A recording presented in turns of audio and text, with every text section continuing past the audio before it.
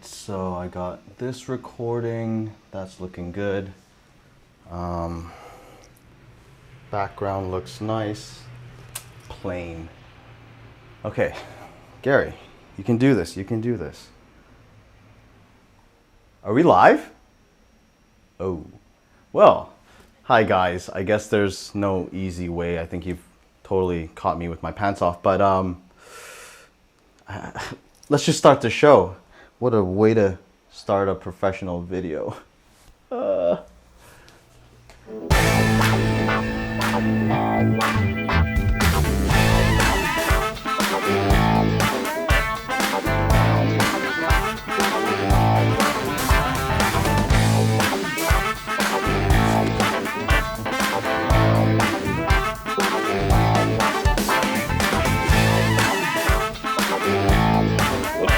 Hello and welcome to the Shootsta Show. By the way,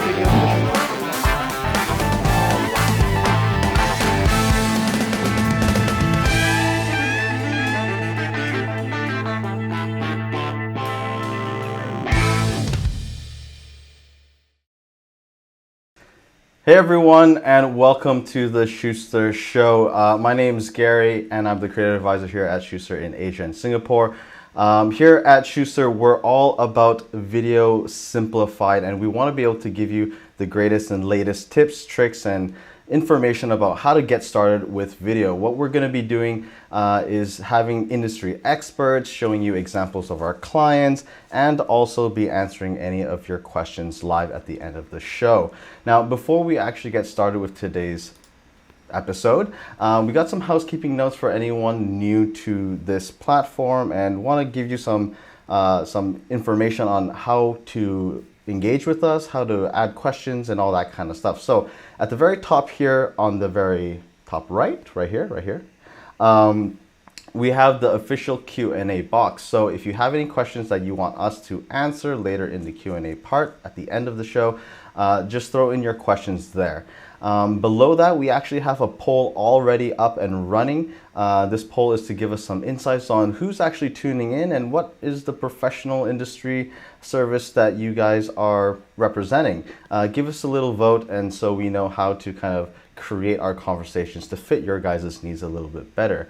And then of course below that, we have the chat section where you guys can talk amongst yourselves, create that conversation. It would be amazing if you guys were to share some of your experiences, because there's going to be a lot of other professional service industries or sectors of the industries all included in today's show. So we'd love to hear what you guys face, some of the challenges, are they similar to each other, and spark that conversation in the chat. Apart from that, I hope everyone is looking okay. I do have to comment that we were doing a lot of technical stuff there. You might find some syncing issues across the board. We've been trying to figure this out live, but hopefully it will better as the show goes. But don't worry, this is all being recorded. If you're already here or you've already registered, we are recording everything, and this will also be live for playback later after the show. So you'll get an update or email to give you a link to watch this whole show once we've done some post-production stuff for it. Now, moving into today's episode, I want to cover what is the agenda for today, especially around how to make videos effectively and easily when it comes to professional services. So in today's episode, we're going to be covering why video works in professional services, give you some ideas of the insights that we have, that we know about. And then second, we'll be going into how to get buy-in. So how do we get you guys started with this agenda? And then at the end, we want to be able to show you some quick examples of what our clients have done under this industry, under these professions, and how they've kind of leveraged video content to then help either brand themselves or even help market or continue their customer user experience. And then of course, at the very end, we will join in with a full live Q&A. So do please remember to put your official questions in that box up above there. Now, before we actually get into the thick of things, now there's going to be a lot of people that have never really heard of Shootsta yet, or maybe you have, but there's going to be a mix of people that are new. So we want to get everyone up to speed with who we are as a company, what are we all about, why do we do the things that we do, and how will that maybe affect you. So for that, we have the lovely Victoria Garcia, who's our business development representative, to give you a quick elevator pitch about who we are as Shootsta. So let's just cue up that video and roll that video. What? Am I supposed to do the video? Wait, is the webinar now? Oh my god, I totally forgot. Oh, sorry. Okay, just give me 5 seconds, okay? 5 seconds.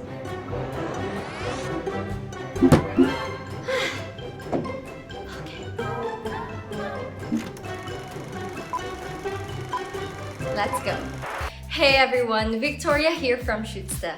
Now, here's what you need to know to better understand how we are helping clients simplify video. We understand that now more than ever, teams are needing to create more content with less. With that, we offer everything that our clients need to create content at scale. Whether you're using our custom camera kit, your phone, your internal team, or one of our nationwide camera operators to shoot your content. After that, you simply upload that footage to our cloud-based hub, and our team of in-house editors and producers take your project, do all the post-production, including logo animations, lower third titles, color grading, and music, and get it back to you in just little as 24 hours. We also offer podcast editing, animated explainer videos, and voiceover services to help you get your message as quickly as possible. Hope you guys enjoy the webinar today. Have fun!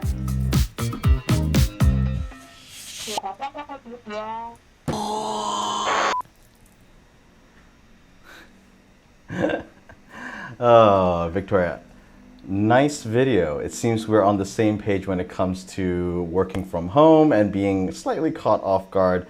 And I think that's just something that we've been seeing quite often around the globe.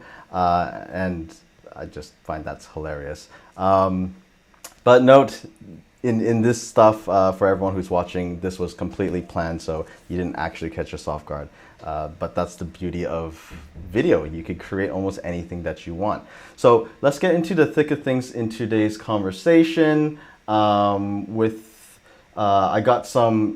We have an interesting and great co-host coming in today. His name is Joe Escobedo. He is a brand builder and a content strategy advisor to Fortune 500 brands, and he is the CEO of Esco Media as well. So first, we'll be covering why video works in professional services, but we'll cover everything else as we go.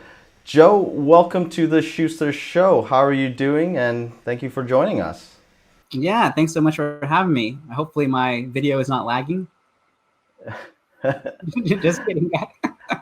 Well, you know, when I've been doing these live videos for quite a while now, it's sometimes once we go live, we've done as much preparation as we can, and there's nothing left but the show just must go on. But I do appreciate you being able to take the time out of your day and be on this show, because normally I just do this by myself, and it's just me talking for an hour by myself. So thank you for that. Yeah, no, it's good to be here. And I feel the same way. Sometimes I'm listening to Celine Dion's all by myself when I'm shooting videos like this as well too. So I'm glad to have a co-pilot on this show. Nice. Now, before we get into, I guess, the first questions or the insights that we're going to get into, we have this poll already live when we started the show. And we basically asked everyone who's watching to give us some idea of where they are, who they are, and what kind of professional services do they represent. So I'm just going to pull out that poll right now and get an idea of who's attending. Oh. So there seems to be a lot of others outside of the professional service area. A fair bit in banking and insurance. Oh, it's a live thing. You can see some fluctuations in the tab here, but a good number are from outside the professional services, which is interesting as well. Yeah, very interesting. It'd be good to know, like I said in the chat, if you let us know which industry you're in outside of that, we'll try to provide some examples. But like I said, I think today we had some good professional services, but could definitely be applied to different industries as well. Yes, I was totally going to mention that as well. First of all, guys who are not in the professional industries, or the ones at least not mentioned there, go ahead and add that into the chat so that we can get a little bit more familiarized with who's all tuning in here. And on top of that, it's okay if you're not directly in professional industry services. A lot of the stuff we'll be covering today are relatable or cross-relatable and things like that. So don't worry, plenty of good stuff to come in a bit here. Now, let's just get into the main point of the first section of today's agenda, which is why does videos work in professional service? So for all the viewers who are watching, what kind of videos work for professional services? And if and when they do create these videos, what are the benefits that they can see when generating videos? Yeah, so it's a really good question. I think it's important to understand that it doesn't matter what brand you're buying, particularly in the professional services, at the end of the day, you are buying people. So we're investing in the relationships, and one of the best ways to articulate who you are as a person is through videos. So I think videos can be extremely powerful from marketing, communications, and even a sales point of view, in terms of not only building your own personal brand through videos, but also through the company brand. So I do this a lot. If I see someone who's very interesting on LinkedIn or other platforms, and they're shooting cool videos, I'm going to go in their profile and see who are they working for. So I think it has that additional impact of not only building your own brand, but also helping your company expand theirs as well.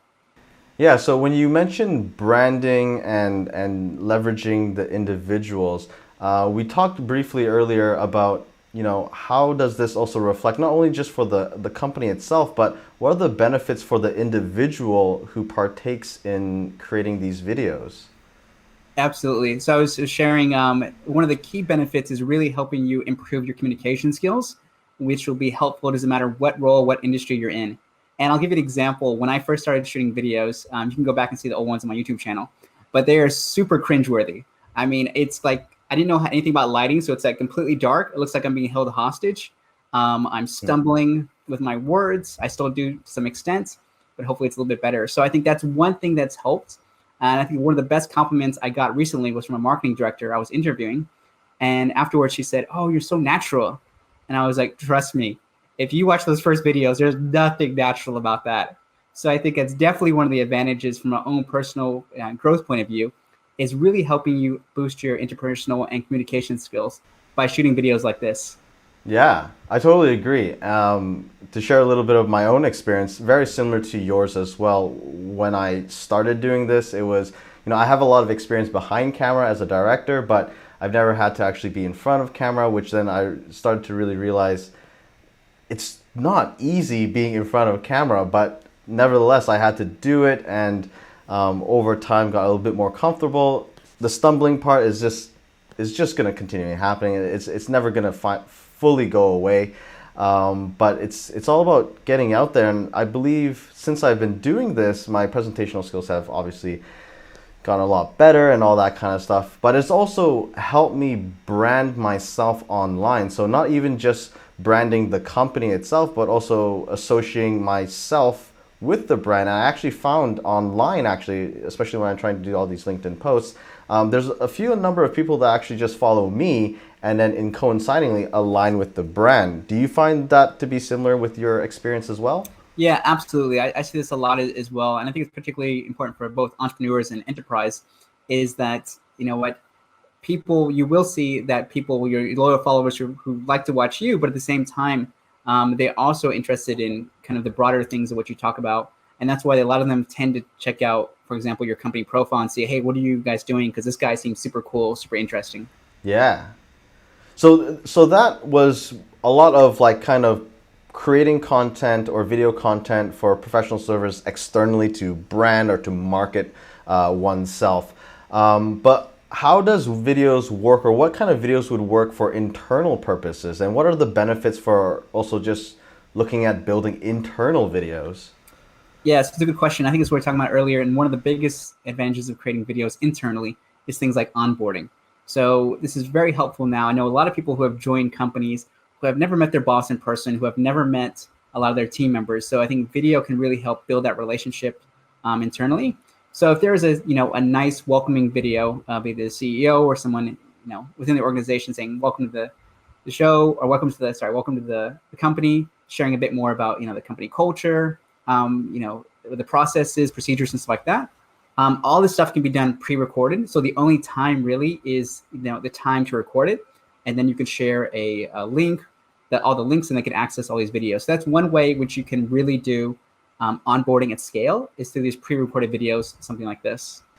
Yeah, I totally agree. There's a lot of these internal videos that can be created that might not necessarily be marketing or direct revenue generating stuff, but I feel like you were mentioning, by just taking a little bit of time to creating these videos that are a little bit more evergreen, they will last longer, and it would, have probably a better employee user experience as they transition into the new company and try to learn about what this company is all about. And it eventually saves a lot of time. And I think for a lot of professional services, we all know some services are just billed per hour. So if you're saving time, you're also probably saving money. Yeah, absolutely. Time is money. So I wish that just reminds me of like lawyers or suits. Just gonna bill you by the hour anyway, so you can keep on talking. So that leads me kind of into another question here. So for everyone who's watching currently, what kind of trends or interesting videos are we seeing CEOs or brands or companies putting out there on the market these days, especially the ones that are a little bit on the easier and more effective side to create? So that's a good point. I think a lot of times when you think of corporate videos, you think of a high production, someone in a suit and tie, in a boardroom. And I think that's kind of shifted. And I think one of my favorite examples, and I brought a clip here in a little bit we're going to share, is the VP of Marketing Solutions at LinkedIn. And he has this series called Walk to Work, in which he shares kind of his own insights, commentary about the industry. And it's a super popular video series he's produced on LinkedIn. So that's one of my favorite examples, because it breaks away from a lot of the traditional corporate videos we've seen. So if we have the clip, let's go ahead and play it so everyone can watch it. Yeah. Morning. Walking to work. And what's on my mind today is something we've really been exploring at LinkedIn, which I usually don't talk about LinkedIn on these videos, but something that I think is pretty important for all of us to think about, which is the understanding of the network gap. We've talked about skills gaps related to people getting jobs. We've talked about the education gap, where not enough children and young adults have access to the right education to get these jobs. But what we start to see is there's something more pronounced that actually each of us can do something about, which is the network gap. Depending on where you grew up, what school you went to, and what job you have, you can have up to a 12-time advantage in terms of gaining access to economic opportunity or just jobs. Wow. That's really nice, actually. I feel like minus the actual production value and everything, I appreciate that this guy is coming from a very high level. The production quality is literally like a phone walking down the street. But I think the message or the key point of what he is saying is really heartfelt. Is that something we can say here? Yeah, absolutely. I think, unless you're an incredible writer, which I think there's very few of us that are able to articulate that, but I think that's a beautiful point that you mentioned. It feels very heartfelt. It feels a bit more emotional. You can connect with him a bit more, connect with his message through video. So it'd be difficult to do that in other formats. And I think it's why he leverages that to really convey his message here. Yeah. Now, when it comes to that style of video, right, I think a lot of people will be cautious because it's like it just doesn't look as polished as normal. But what are your opinions on doing videos like that? Like, what are the benefits from not doing an overly polished video? And how was this, I guess, online more successful than your typical budgeted production valued videos? So I think, because of COVID, I think you see a lot of videos who are going kind of low tech, So one of my favorite examples is I used to watch the Conan O'Brien show. He's a talk show host in the U.S. And, it's obviously a very high production, there's props, there's lots of things going in the background. And now they've kind of stripped it down. So it's very much just him in his house interviewing guests. So it has an entirely different feel to it, where you can understand him as a person. You can understand, the guest. And it really goes to show you, how creative you are, how skilled you are when you strip away everything and you just shoot it with the bare minimums of equipment. So I think that's one of my favorite examples of, just showcasing that you can create some really cool content, but a very stripped down kind of low tech kind of way. Yeah. Yeah, I agree. I watched Trevor Noah's stuff, and as soon as they couldn't go to the studios in America, they started doing this like super low tech style production at home, which was just funny to see because in this current situation, like everyone's on the same boat here, even production houses. And so we've had to just on the quality level, almost scale down or figure out other ways to create content. And even before COVID happened, though, I feel videos like this, it's not, the objective isn't just to have like a fancy video, but it's really that the key of what he is saying. I felt like that is what I responded the most to, and it just worked. Yeah, absolutely. I think as long as you have a strong message, you're able to articulate that in a heartfelt way, which we saw just a minute ago. I think it still gets across, and it cuts through a lot of the clutter of these high polished videos. Not to saying that you shouldn't do it, but I think you should complement it with these more stripped down videos. Yeah. So I feel like we've touched on a couple of good points here, and so I want to bring in, not to be negative, but to be realistic and honest with all the viewers who are watching as well when it comes to creating video. Because I know that although COVID has really entrusted the fact that this video digitization communication stuff has to happen, whether it's like before COVID, some people are still like, oh, we can still catch up or that kind of stuff. It's really pushed everything forward really quickly, but some people still struggle with taking that first step. So what do you find are the challenges that these professional services or some just industries at large, what are the challenges that they are facing in getting started with video content? Good question. I think the two biggest challenges I see, first of which has kind of a universal a challenge, and the second one is one that's more applicable to the professional services space. So the first one is really around fear. So fear putting yourself on camera. And this is something that I definitely faced when I just started producing videos. I dragged my feet for several months because I was like, I want to be super awkward. I hate the way I sound and look. And because of that, I delayed it for so many months. And I saw what my peers were doing. I saw the traction they were getting. And I was like, screw it. I'll put something out there.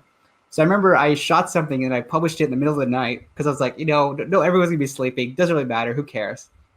And I was surprised when I woke up. There was this overwhelming response, positive response of people saying, oh, this is a great video, wonderful message, and so and so. So that was me overcoming my own kind of fear in terms of putting videos. And I see that across different spectrums. So I used to coach CEOs on this back in the day, and they had the exact same fear as well. So it doesn't matter what role, what title you're in, everyone faces that fear of, putting themselves out there. It's far more difficult to do videos, which I think is why you see less people doing videos versus reading and images. Yeah. And the second big challenge we see also revolves around fear. It's the fear of compliance. Now, anyone who's in the professional services, banking, legal, or accounting, about compliance. So compliance is usually a department within an organization that, advises what you can and can't say, for example, on social media. So for example, we train one of the top financial service companies in Singapore on compliance for their 5,000 financial advisors. And the way we do that is we try to provide not only, best in class examples of what, that looks like, how to get started, but also take them through the do's and the don'ts. Because one of the biggest challenges I see is too many organizations throwing a 30-page, handbook on compliance to your team and saying, go ahead and read it. No one's going to read it. No one's going to sit at home on their, on their weekend or their spare time with a pool reading compliance, guidelines. This is not going to happen. So I think that's one thing that we have done, and we've seen a large uptick in terms of people being more confident in putting out videos because they're like, yeah, now I know what to do, what to say, and I'm not going to get reprimanded if I do. So I think it's one way to overcome the fear on both parts. Yeah. I like that part that you brought up about like a 30-page handbook. Like, I think that's quite common in a lot of in professional service industries. And just a quick note as like an advisor myself, where I deal with clients wondering what kind of content that they should build.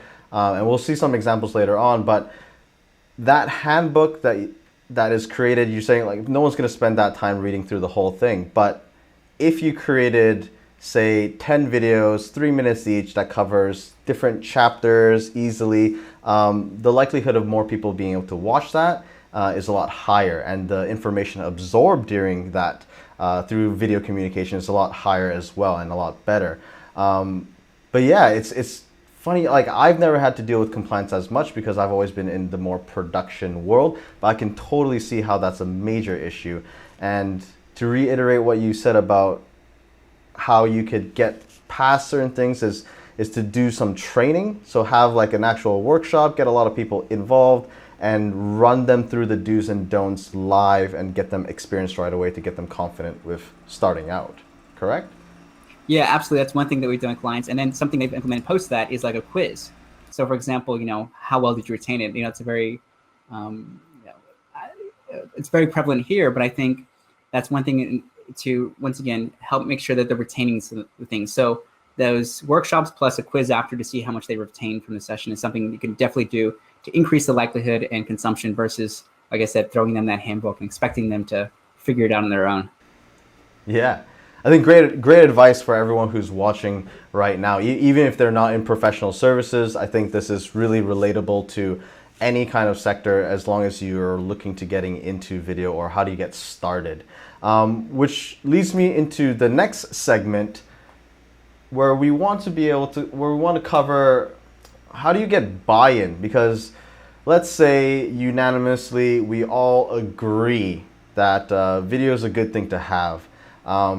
But there's a lot of, walls or firewalls or approvals that you need to go through.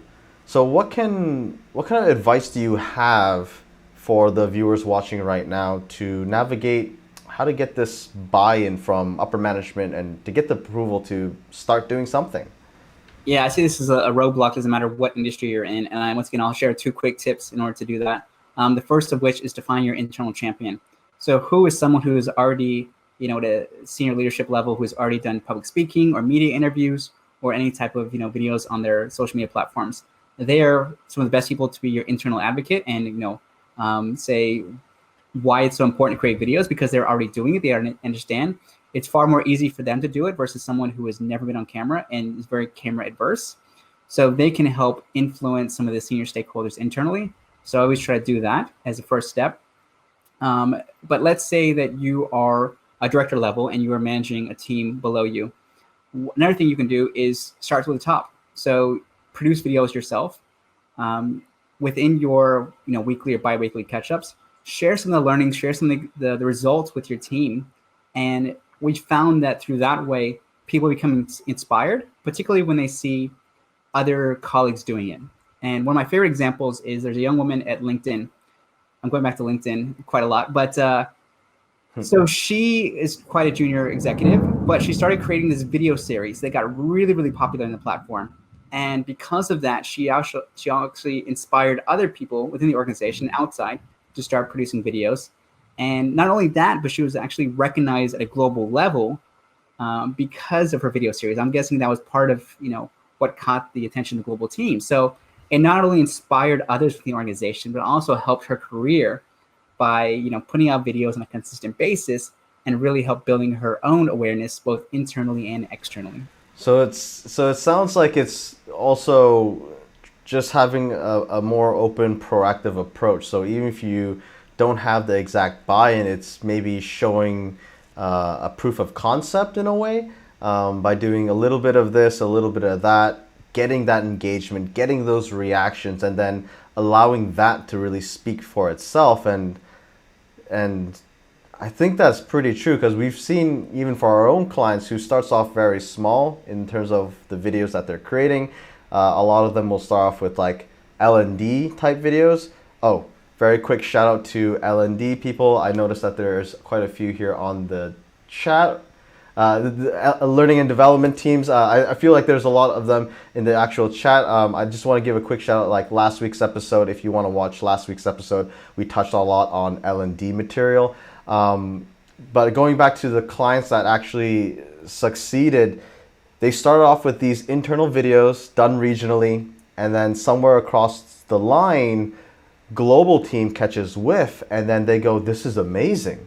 Who did this?" And then it was almost a go ahead and continue doing this scenario. Is that kind of the case example that you're mentioning here with trying to get buy-in? Yeah, absolutely. I think you definitely see that ripple effect within an organization, whether it's across different geographies or different business units. Anytime someone sees, someone's in the organization getting a lot of traction, a lot of visibility, a lot of engagement, then it really inspires those within the organization, whether it's, like I said, in a completely different region, to jump on board and say, look, we should be doing that too. So I think going back to your point, doing some of these videos, doing it as a pilot, showcasing some of the results can definitely help spark that fire within an organization. Yeah. So for everyone watching right now, don't wait to just get buy-in. If you just do a simple video, put it out online, see what the engagement's like, you're going to get some sort of feedback, and that's going to help either build your confidence and or eventually get other people to notice you. And that's dual benefit, only for yourself as well, and also to get more recognized within the company, and then to grow. I think that's pretty solid advice, and I think I want to just dive into the next part in terms of buy-in. But before we do that, is there any other insights or tips that you have for buy-ins apart from just getting started right away? Like I said, I think it's a big one. I mean, don't put it off. The more you put it off, there's nothing. Everything is perfect. I mean, I've been shooting videos for the past couple of months, doing tons of videos, and they're nowhere close to perfection. But if you watch the first video versus the most recent one, you can see a massive difference. And I never would have gotten to that point if I didn't just bite the bullet and put out that first video. Yeah, I agree. That's my experience as well. My first few videos were cringy, and I still feel like I try to add some of that humor into my stuff, but I've been a lot more confident with just saying, you know what, growing a thicker skin and going, this is me, this is who I am, and I hope the people who watch it enjoy it. But I want to get into the next point here. To really get into the thick of some examples, we want to show you, Joe, and the rest of the people who are viewing right now, what kind of content can they create quickly and effectively. Now, we've pulled out examples from our clients who are in the corporate realm. They're making lots of videos as well. Some of them had the experience before COVID happened, so making that transferable skills into video content during COVID was a lot easier. So a lot of our clients didn't have that communication issues they had, but they did have to shift the style that they did. So the first video that we want to play is from AXA. This is an ongoing series that they have even before COVID happened, and some context around it. It's FAQ video where they have, I think, 15 or 20 bite-sized snippets that helps their customers or people that already have their product navigate this new app or website that they have. We're just gonna play the video and then we'll just break it down to figure out why was this effective and how is it is easily created. So we'll just line up that video and let's roll the video.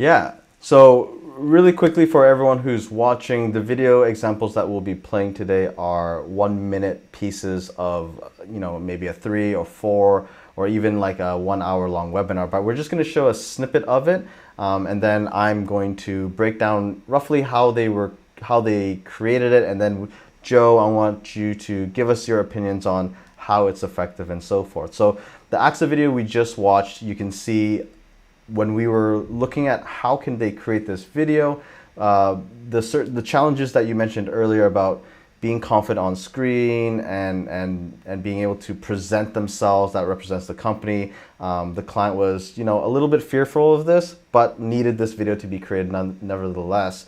So what we came up was a very simplistic style where it's more text driven.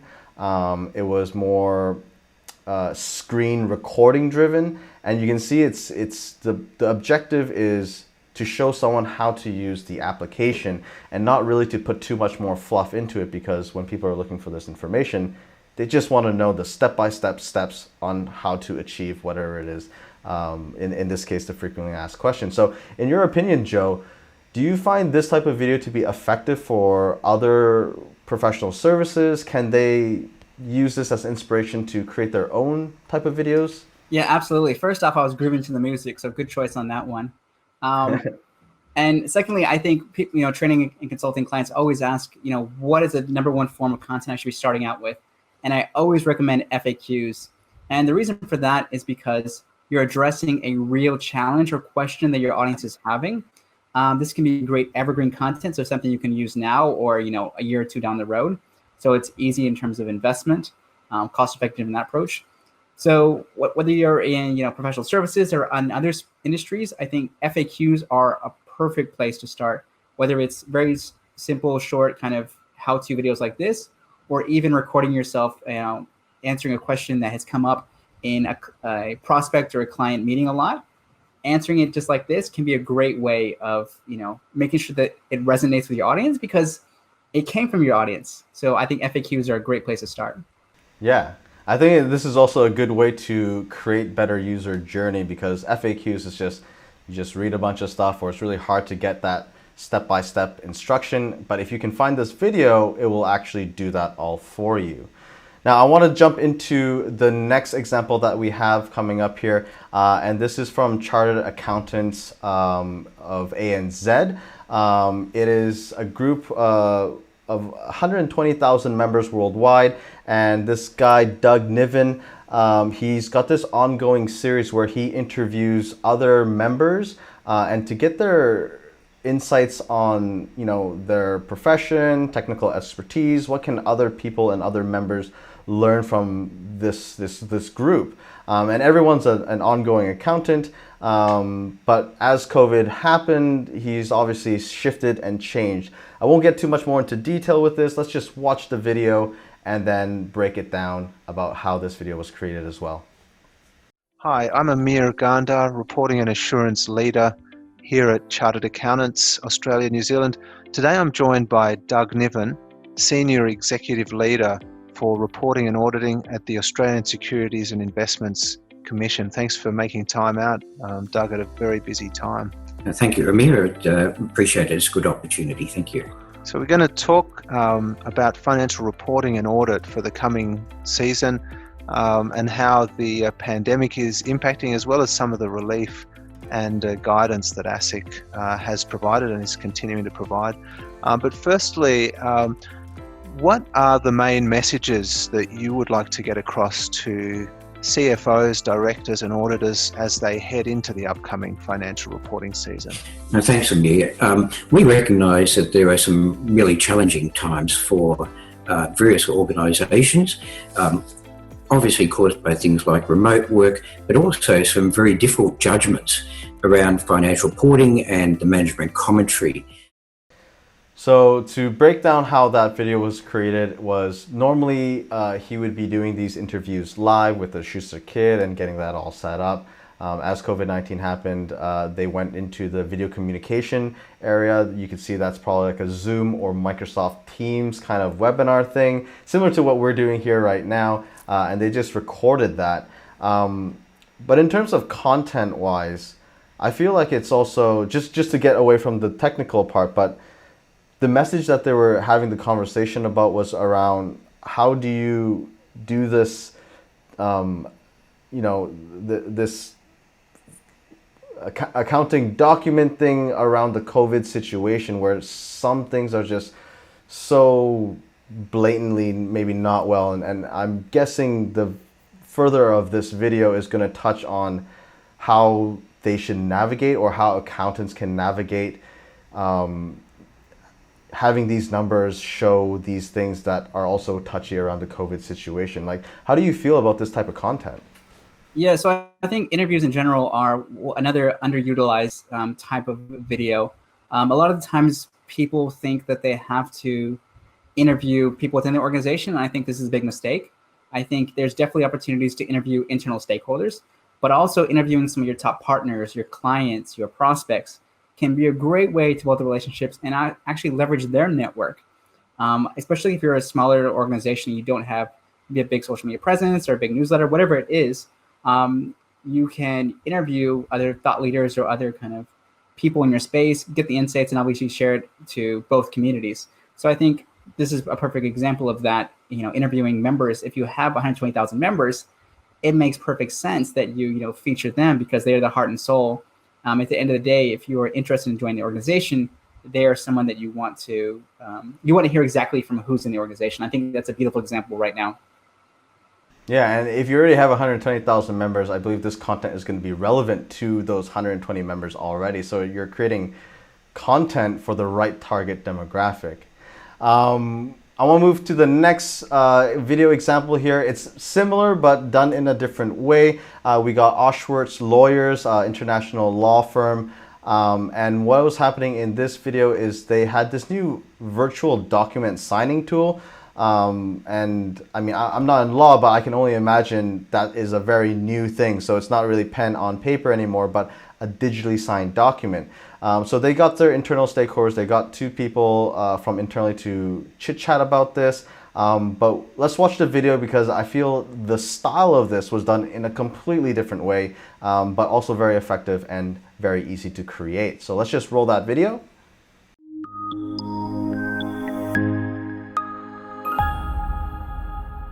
Hello, and welcome to this special edition of Asterisk Events The Transformer, where we discuss new law topics for the benefit of the global legal operations community and other legal professionals interested in advancing the new law agenda. I'm Tara Waters, and I'm joining you from London, and with me is my colleague Tay Royal, who's joining you from Brisbane. For today's episode, we'll be discussing how DocuSign, an e-signature application, can help with the remote execution of legal documents. This is a tool which has been incredibly useful in facilitating business as usual activity in recent weeks.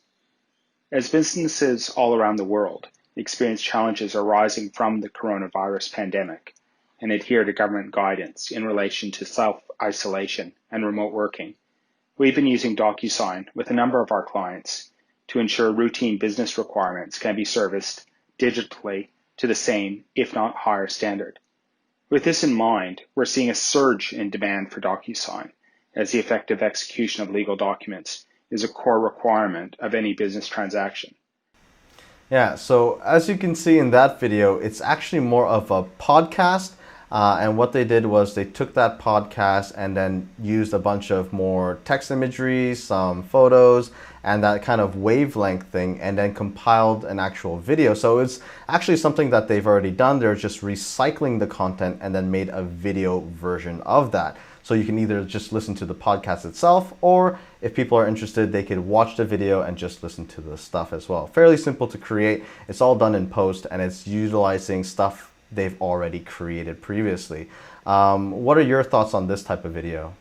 Yeah, so I'll provide a quick tip and then some constructive feedback. I think in terms of a tip, I think video is another great place to start, because you can break down a video into many, many different formats. So we do this with my series called A Cup of Joe.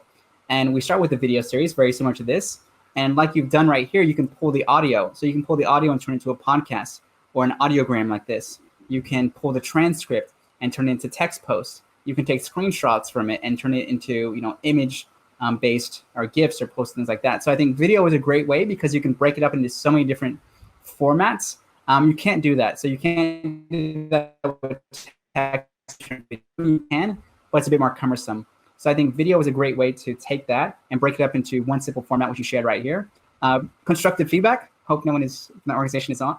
But one thing I've seen is, it looks like some organizations, where they require people to speak on camera, it looks like they're reading from a script, or you can tell they're reading from a script. So if you're starting out and that helps you feel more comfortable, then please feel free to do so. That's what I did. But as you go and you become more comfortable, I would say ditch the script, because sometimes it looks like you're being held hostage and you're reading off of it and saying, you know what, we are very excited to have you at our event on Thursday. It's going to be spectacular. So you see a lot of that. I'm thinking of one specific company in mind that does this globally, but that's something that, if you're just starting out, it helps you feel more comfortable, go ahead and do it. But as you do more of these, ditch the script. That's something that I've learned recently, and it's made a huge difference in terms of the engagement on videos.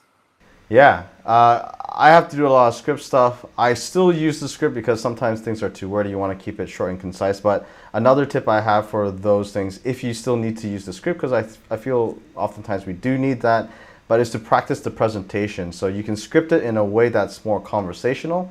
Writing for how you speak is totally different from how you write emails. So when you're scripting, I find practicing your own voice, right? Having that unique voice adds to the script, and then hopefully it's all about knowing that script and then being able to speak as if that script is your words, not literally just reading it. But that's for another show. That's like really about presentational stuff. I want to get to the last example we have here, because I think a lot of companies, especially in the event space, face this issue.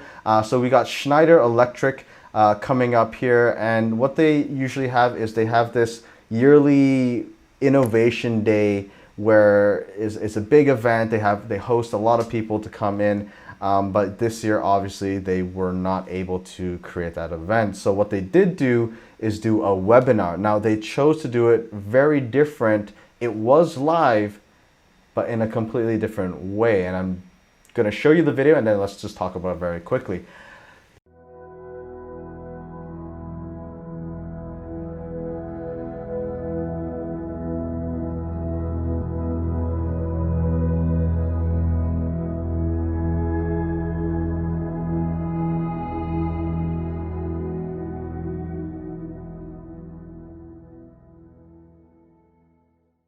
Hello, and I wish you a very warm welcome to our first All Digital Innovation Day. This digital format is something new for us, and we hope it will engage, entertain, and enlighten to you the values we can bring to your business. We combined world-leading energy technologies, real-time automation, software and services into integrated solutions for homes, buildings, data centers, infrastructure, and industry.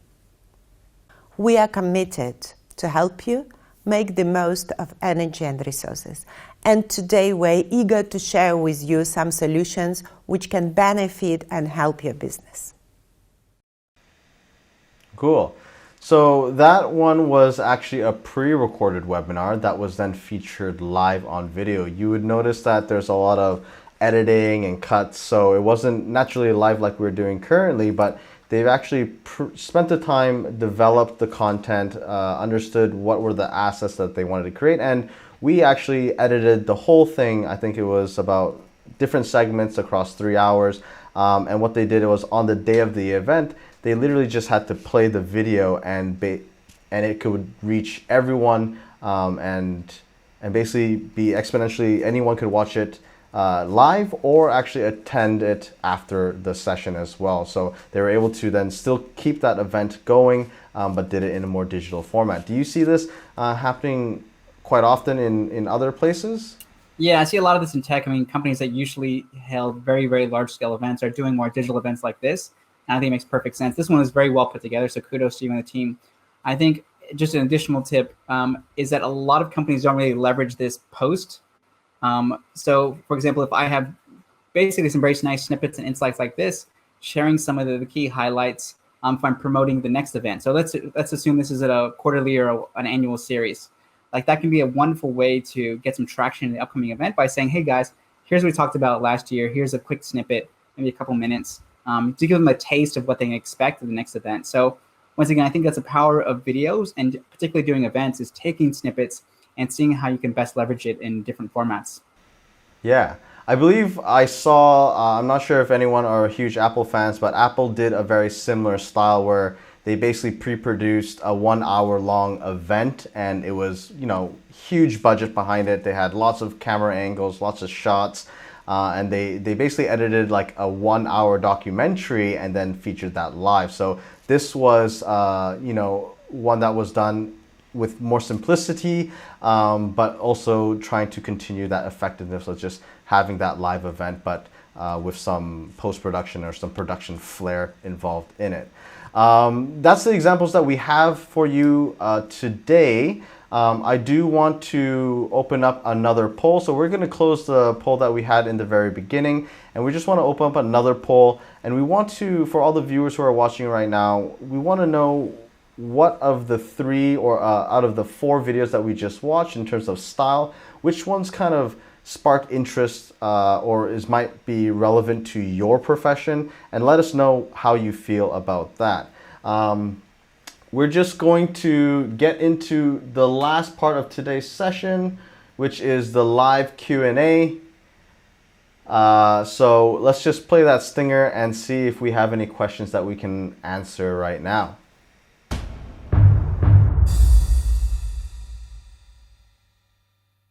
Okay. That was really quick. Couldn't get that drink. So Nash in the background, he's actually hosting over there in Australia. Nash, what kind of questions do we have? And can we just pull them up and see what we can do? Does Shootsta have a recommended green screen setup to make Zoom backgrounds better? I guess I could take this one, Joe. I'm a little bit more tech savvy here. I've been asked this question a few times. In Zoom, they actually have a really strong AI that will automatically know who you as an individual is, and it will automatically cut out the background. So the easiest way is to not have a green screen, because there's a lot of other things that would happen once you set up a green screen. But if you do want a green screen, you can look online. They have something around less than $100 setup. They'll give you a 6-foot paper roll, 2 stands, and some clips, and you can just set up the green screen in the background. And all that will do is just allow more of a manual approach for the software to register what is green and to really give you a much nicer cutout for that. But it does take a little bit of tech savviness, some setting up to do, and oftentimes if you don't have enough light on the green screen, it's sometimes not as effective. So the simple way to do this is to really use the advanced AI stuff that Microsoft Teams and Zoom has. But if you do want to purchase a green screen, I think you can look on any online Lazada site or Amazon site. Just look up Green Screen Studio at home, and there's usually a couple options that you can go for. I need a straw. Thanks, Ryan. I'll keep that in mind next time. Joe, do you have any other experiences when it comes to green screen stuff? Any recommendations from your side? Yeah, no recommendations. I think Zoom is getting increasingly better at identifying. So I think it also goes back to lighting, as you said. If you have even lighting, then generally it doesn't take out. Sometimes you see if the lighting is uneven, like part of the face will be the background, the part of the face will be like just your normal face. Yes. I think lighting is extremely important. So I recently invested in a very small ring light because I shoot more videos now. My wife calls it the YouTuber light. She thinks I'm a YouTuber now. Yeah. But I literally got it from Lazada for like $30. There's like a little stand, and it really helps in terms of like consistent lighting. Otherwise, like I said, it's like my previous videos, like half the face or like the entire face was quite dark, and so it's very difficult for the platform. Doesn't matter what you're using to tell the difference between your face and the background. Yeah, that's actually a good point. And maybe that's the reason why they asked that question is good lighting. you actually don't need that green screen in the back if you have good lighting. Similar to yourself, I actually have a ring light over here that cost me about $100 or something as well. My girlfriend actually bought it for her makeup stuff, but I have now stolen it and used it for my own needs. But that's how I'm getting this nice little light over on this side. The sun has completely went down off the window, so I've lost that. But good lighting, as simple as a $100 piece of light, that will drastically improve your overall video image. But let's see if we have any other questions. Are there any video types professional service should be creating? I think we've covered quite a few of these things, but Joe, I'm just going to let you maybe start off with what you feel are the most immediate things that people should be looking at. So I think if I read it correctly, it was they shouldn't be creating. Should not be creating. Oh, shouldn't be creating. Sorry. Okay. Shouldn't be creating. What shouldn't they be creating? Shouldn't be creating. I mean, I don't really have any comments in terms of like formats. I think experiment. I think really go back, and there's a couple of compliance people on this call. Understand the compliance because, common sense things you would want to avoid, things on, bashing the government, bashing your competitors, talking about race, religion, sex, and things like that. Usually topics I would try to avoid. Oh, one more thing in terms of disclosing information, client information. So if you are in the financial or legal and accounting space, do not disclose anything remotely client related unless you have permission, you have actual consent. So anonymize it as much as possible, like you work with a Fortune 500 tech company, for example. So I think that's where it gets really into the weeds, where consent is extremely important, especially when you're talking about professional services. Yeah, and I guess early in our conversation, I guess that whole compliance thing would really cover that, hopefully.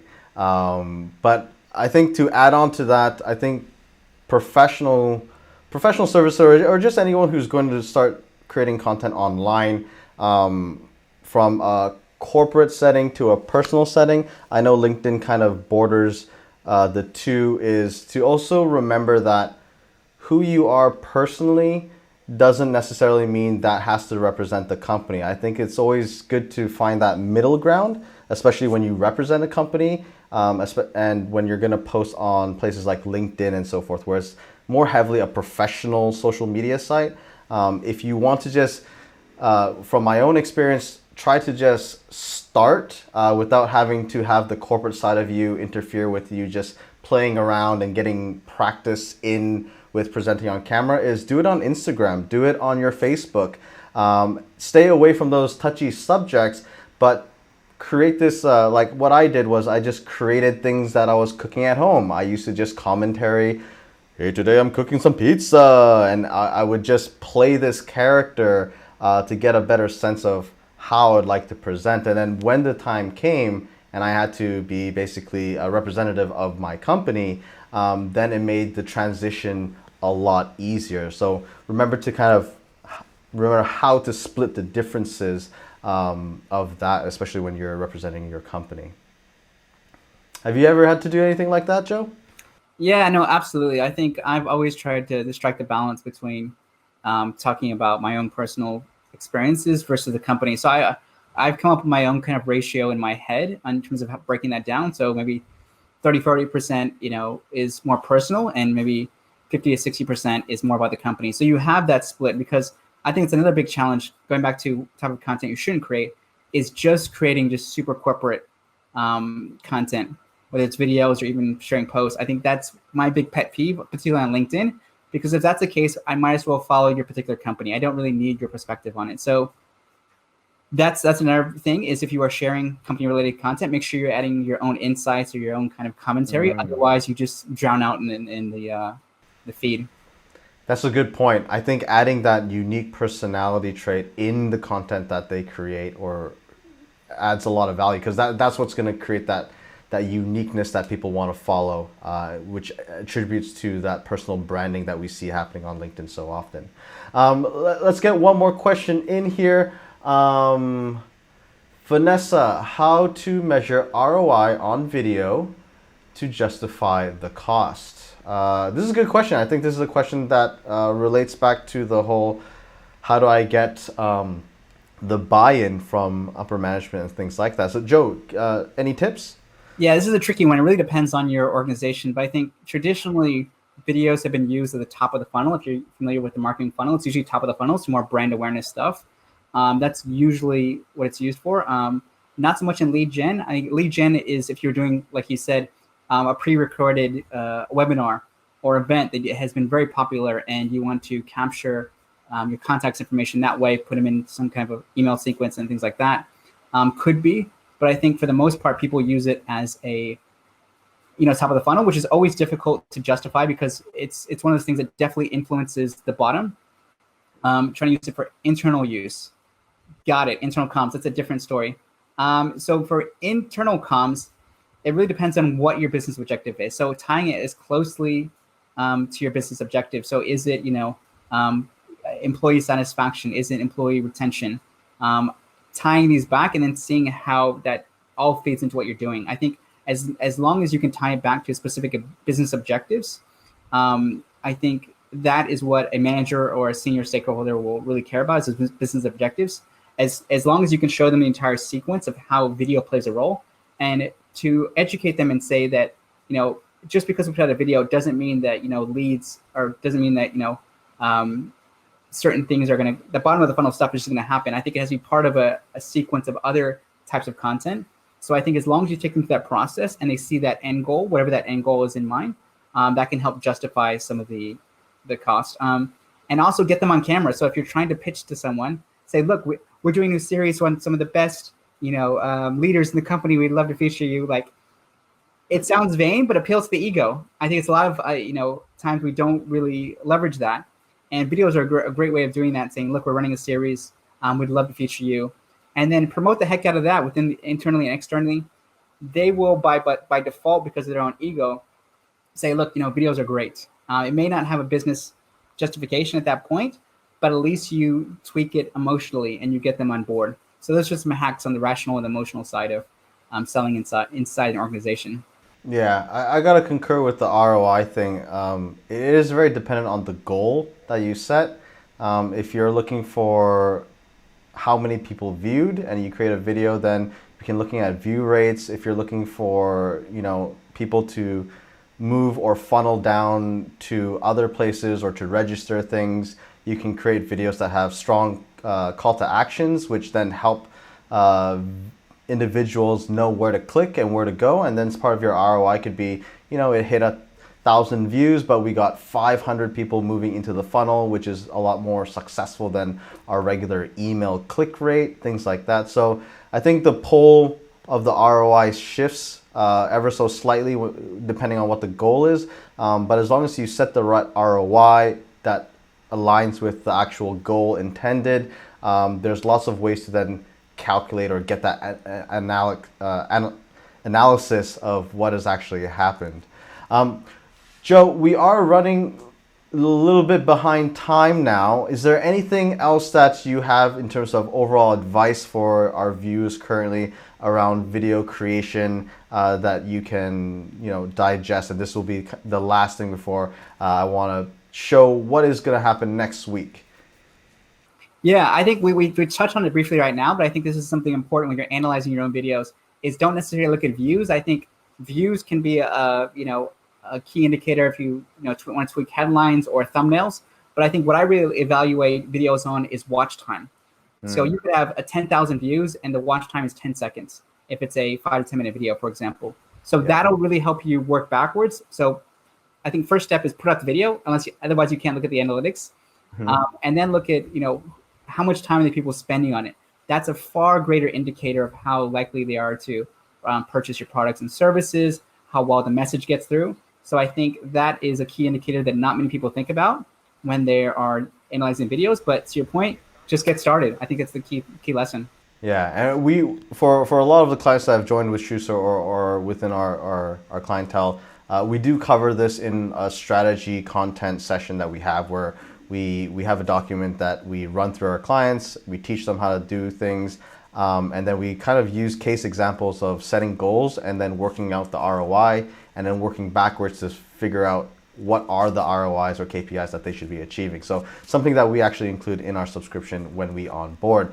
But thank you, Joe. I'm going to quickly go into the next week's episode. For everyone who is watching today, thank you for staying tuned. Next week's episode, we got Leighton over in the US of A, who will be presenting selling virtually with video. If you register, you can go to our actual site over here to register for that session and to also look at any other sessions or episodes that we have. So we also had another episode last week with Luke and a whole season 1 stuff that you might have missed that you can watch over there. But let me show you the video for Leighton's little teaser for next week's video. So let's just line that up and let's just roll that video.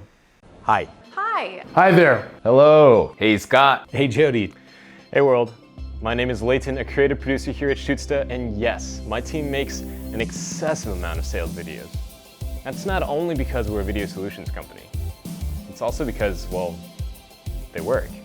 That's why I'm hosting the 3rd episode of our 2nd season of the Shootsta Show, where we'll be talking about selling virtually with video. That's right, episode 3 is all about closing deals. We'll hear from a special guest who'll tell us all about why their company is actively shifting over to using video throughout their entire sales process, where we at Shootsta leverage video to connect with our target audience, and how you can actually start selling with video yourself today. So sign up and come see us live Wednesday, July 29th at 10 a.m. Pacific time. Until then, stay safe out there. Stay safe. I look forward to meeting all of you. Have a great day, and we'll talk soon.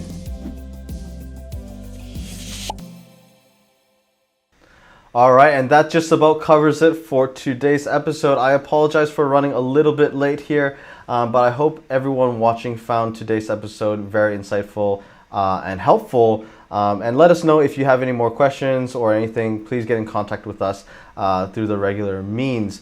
Joe, big shout out to you. Thank you for joining us and giving us some of your time and sharing your insights. I think it's been very interesting for myself to learn as well, and I hope everyone found that very useful. Yeah, thanks so much for having me. Oop. I think you cut out a little bit there. Yeah, but anyways, that's it for episode 2 of today's show. Thank you everyone for joining, and I will see you, or the next time you see this, or the next episode. Thank you for coming, and I'll see you next time. Ji Hui out. Peace.